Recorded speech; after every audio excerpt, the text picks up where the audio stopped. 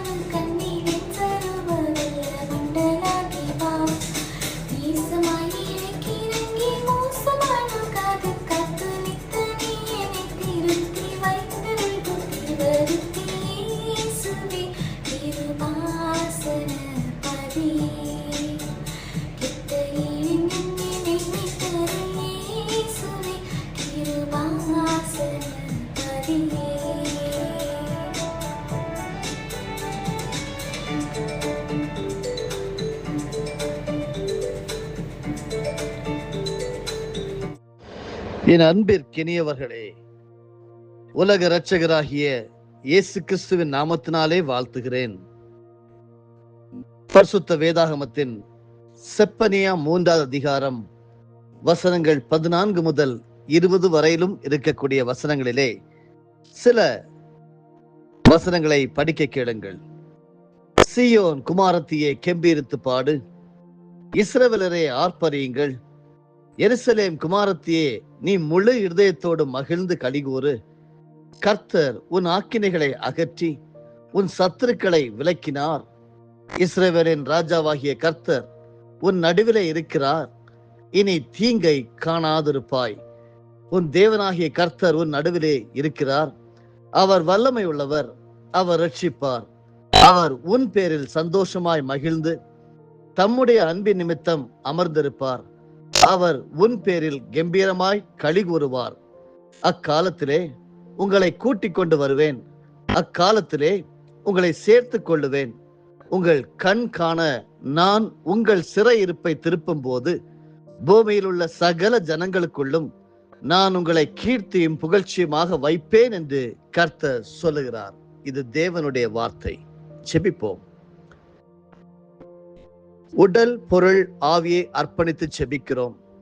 கர்த்தாவே, உம்மை தேடுகிறவர்களை நீர் அறிந்திருக்கிறீர், உம்மை தேடுகிறவர்களை நீர் கைவிடுகிறதில்லை என்று சொல்லி பரிசுத்த வேதாகமம் விளம்புகிறது.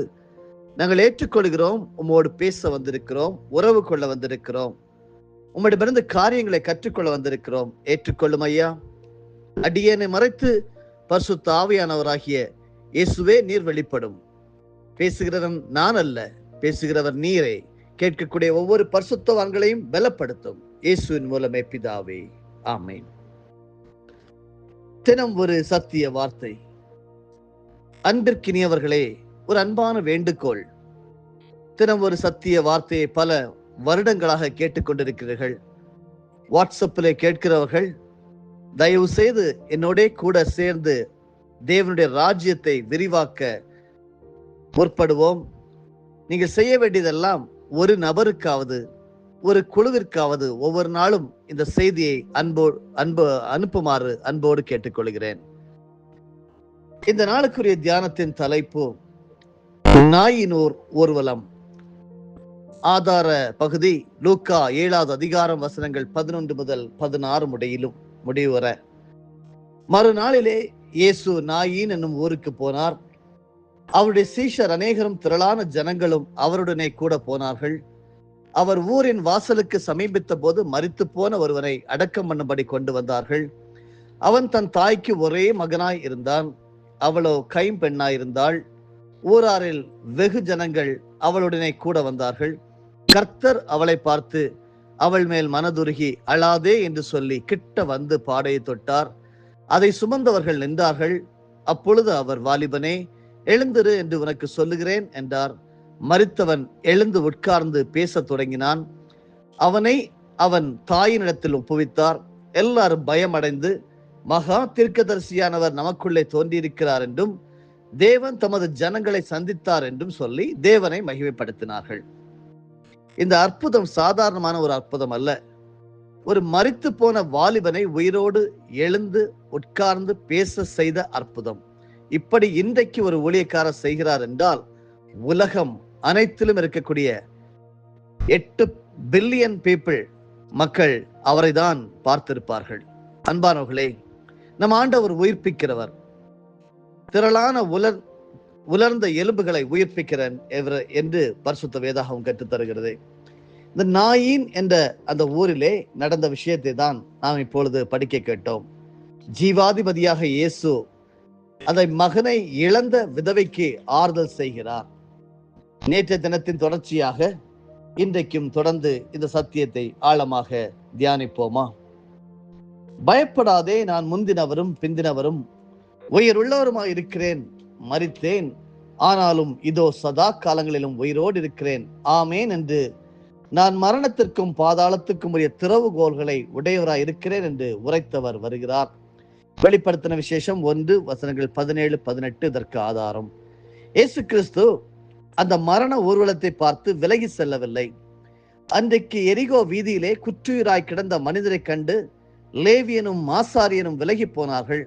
ஆனால் நம் அருமை ஆண்டவர் மனதுருக்கம் உள்ளவர். தம் பிள்ளைகளுடைய கண்ணீர் அவருடைய உள்ளத்தை உருக்குகிறது. நிச்சயமாகவே நேருக்கு நேர் சந்தித்து அற்புதம் செய்வார். ஆண்டவர் நேரடியாக அந்த மரண ஊர்வலத்தை சந்தித்தார். மரித்தோரை எழுப்புங்கள் என்று சீஷர்களுக்கு கட்டளையிட்டவர். மத்தேயு 10:8 இந்த விதவையின் மகனை உயிரோடு எழுப்பாமல் இருப்பாரோ? விதவை தாயின் கண்ணீரை துடைக்காமல் இருப்பாரோ? அன்பானவர்களே, சரீர மரணத்தை வேதம் மரணம் என்று ஒப்புக்கொள்வதில்லை. இயேசு அதை நித்திரை என்றே சொன்னார். வேதம் மரணம் என்று குறிப்பிடுபவை 2 உண்டு. ஒன்று ஆத்துமாவில் உள்ள மரணம். இது பாவத்தின் விளைவானது. பாவத்தின் சம்பளம் மரணம் என்று ரோமர் 6:23 படிக்கிறோம். பாவம் செய்கிற ஆத்துமா சாகவே சாகும் என்று எசேக்கியேல் 18:20 படிக்கிறோம். 2ஆம் மரணம் என்பது அக்கினியும் கந்தகமும் எரிகிற கடல் என்று வெளிப்படுத்தின விசேஷம் 21:8 படிக்கிறோம். அது தேவனை விட்டும் தேவ பிரசன்னத்தை விட்டும் உங்களையும் என்னையும் என்றென்றுமாய் பிரித்து விடும் மரணமாகும். ஆதாம் ஏவாளிடம் ஆண்டவர் இந்த கனியை புசிக்கும் நாளிலே சாகவே சாவீர்கள் என்றார். அதை புசித்த போது செத்தது அவருடைய ஆத்துமாதான். ஆதாமுடைய சரீரம் 930 வருடங்கள் உயிர் வாழ்ந்து மடிந்தது என்று ஆதியாகமம் 5:5 படிக்கிறோம். சிந்தித்து பாருங்கள், உங்களுடைய ஆத்துமா வாழ்கிறதா அல்லது மரித்து போய் கிடைக்கிறதா? ஆத்மாவிலே ரட்சிப்பு இருக்கும் என்றால் கிறிஸ்து உங்களுடைய ஜீவனாய் உங்களுக்குள்ளே வாசம் பண்ணுவார். அப்பொழுது கிறிஸ்து எனக்கு ஜீவன், சாவு எனக்கு ஆதாயம் என்று சொல்ல முடியும். பிலிப்பியர் 1:21 படி. அப்பொழுது நீங்கள் மரித்தோர் ஊர்வலத்தில் அல்ல, ஜீவாதிபதியின் ஊர்வலத்தில் ஜீவன் உள்ளவர்களாய் மிகுந்த மகிமையோடு காணப்படுவீர்கள். இயேசுவின் சீஷர்களில் ஒருவன், ஆண்டவரே, என் தகப்பனை அடக்கம் பண்ண எனக்கு உத்தரவு கொடுக்க வேண்டும் என்றான். அவன் மரித்தோரின் ஊர்வலத்தில் செல்ல ஆண்டவருக்கு பிரியமில்லை. ஆகவேதான் இயேசு அவனிடம், மரித்தோர் தங்கள் மரித்தோரை அடக்கம் பண்ணட்டும், நீ என்னை பின்பற்றி வா என்றார். மத்தேயு 8:21-22 கற்றுத்தருகிறது. அன்பு ஆண்டவர் நாயினூர் விதவையை பார்த்து அழாதே என்று சொன்னார். எத்தனை ஆறுதலான ஒரு வார்த்தை! எவ்விருவின் மகள் மரித்த போது தலீத்தா கூமி என்று சொன்னார். மார்க் 5:41 லாசரு மரித்த போது இயேசு கண்ணீர் விட்டார். யோவான் 11:35 அழுகிறவர்களுடனே அழுங்கள் என்பது வேதத்தின் ஆலோசனை. ரோமர் 12:15 மற்றவர்கள் அழாதே என்று சொல்லுகிறதற்கும் இயேசு அழாதே என்று சொல்லி தேற்றுகிறதற்கும் ஒரு பெரிய வித்தியாசம் உண்டு. அழாதே என்று சொல்லுகிற இயேசு அவனை உயிரோடு எழுப்பி கொடுக்கவும் வல்லவராக இருக்கிறார். மற்றவர்கள் அல்லாதே என்று என்னதான் சொன்னாலும் ஆறுதல் பெறவே முடியாது. தன் குழந்தையை மரணத்தில் பறிகொடுத்து புத்த பிரானிடம் ஓடி வந்த ஒரு பெண்ணை அவர் அழாதே என்று சொல்லி தேற்றினார்.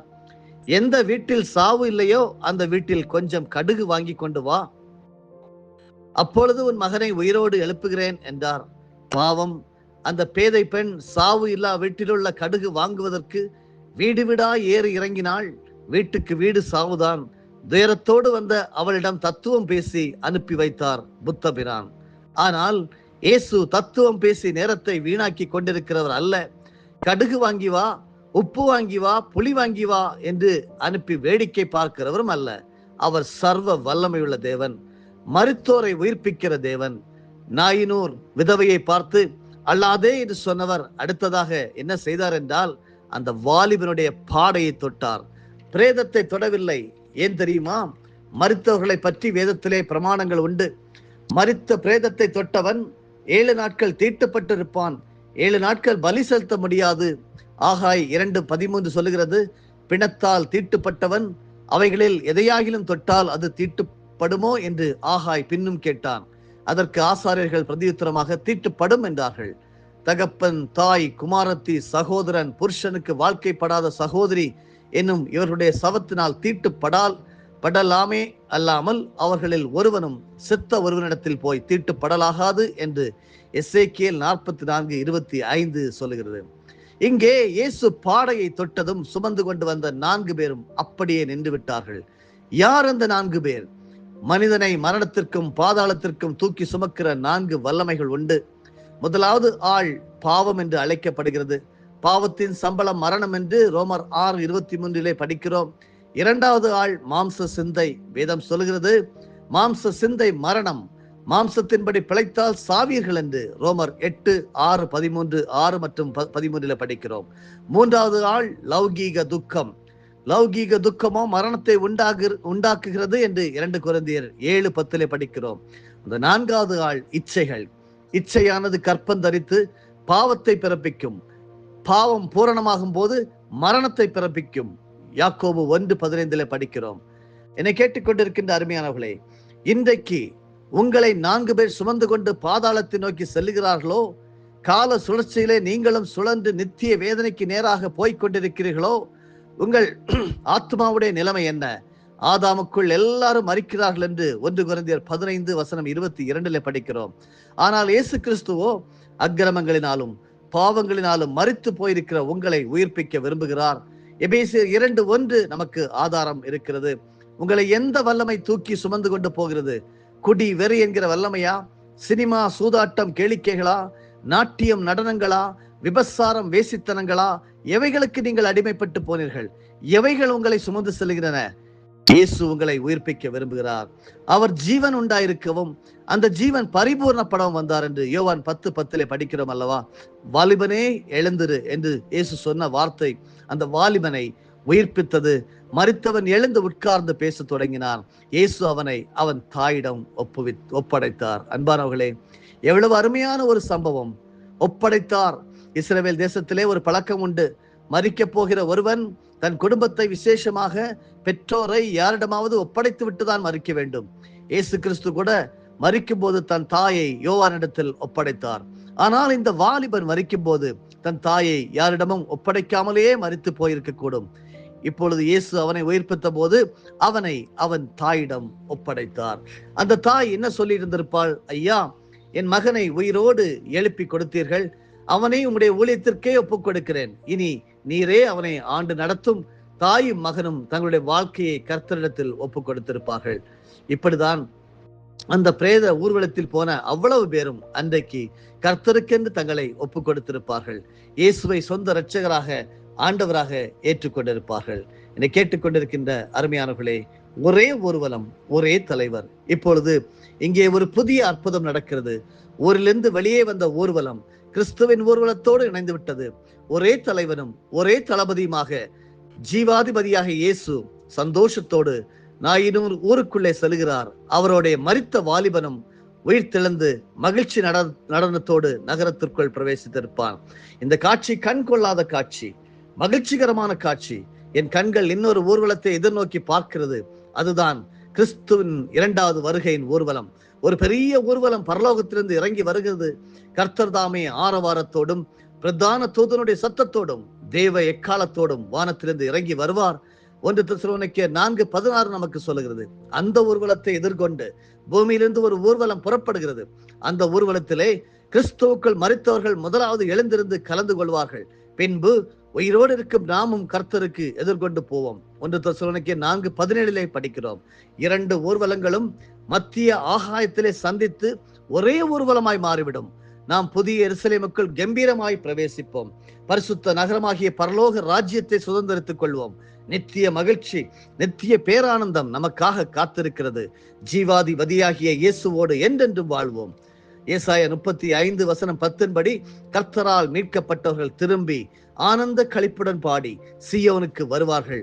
நித்திய மகிழ்ச்சி அவர்கள் தலையின் மேல் இருக்கும். சந்தோஷமும் மகிழ்ச்சியும் அடைவார்கள்.